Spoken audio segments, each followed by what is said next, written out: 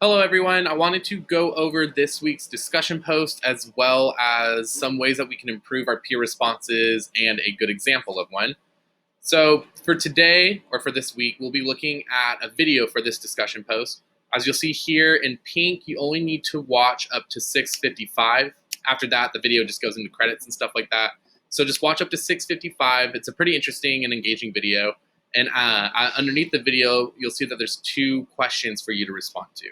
So the first one is, how did the voting age and draft age in America influence the age of responsibility, being set at 18 years old? And then I put here, it starts at the 4:30 mark, so you can look at that to help you kind of get an idea of where that is in the video.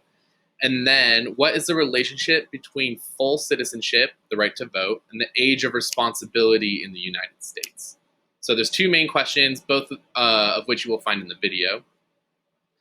And in terms of peer responses, overall, we did pretty well, but I think we can improve them by adding more detail or making them more meaningful. So underneath the rubric for the discussion post, you'll see a PDF here. Let me highlight that for you. So a PDF here that says effectively responding to a peer.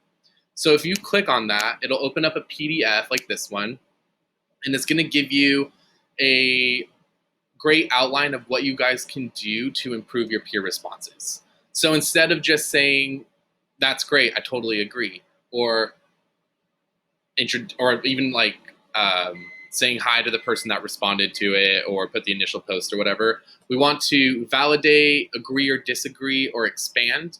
I think one of the probably the easier ones to do, I would say, would be agree or disagree. However, that isn't just saying, oh, I agree with your post, and then just keeping it at one sentence. You want to agree or disagree and explain why you agree or disagree.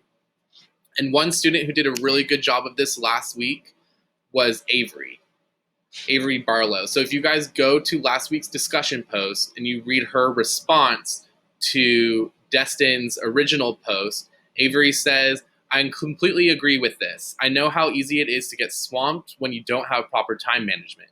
For my first semester of English last year, I had horrible time management and I did not do so good. Once the second semester rolled around, I figured out how the heck I was going to do my homework, and then it was smooth sailing from there. So you see, Avery expresses that she agrees, but she doesn't just leave it at there, right? She carries on and she expresses and explains why she agrees, and even connects the content to her own personal life. So good job, Avery, and I would recommend that you guys look at this as a good example of an effective peer response. And see, it's not too long. It's about 2 to 3 sentences, which is the expectation for your peer responses. So now that you guys are getting more comfortable with it, let's go ahead and up our peer responses so we can get full points on the rubric. So, all right, thanks for watching.